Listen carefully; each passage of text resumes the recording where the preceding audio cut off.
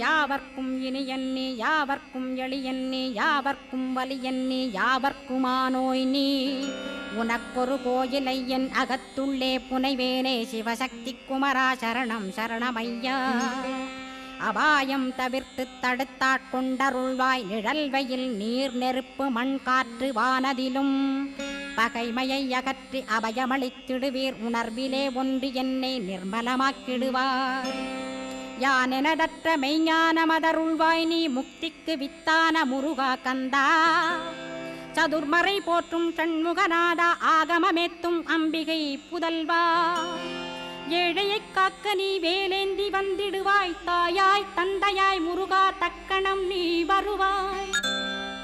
சக்தியும் சிவனுமாய் சடுதியில் நீ வருவாய் பரம்பொருளான பாலனே ஸ்கந்தகுரு ஆதி மூலமே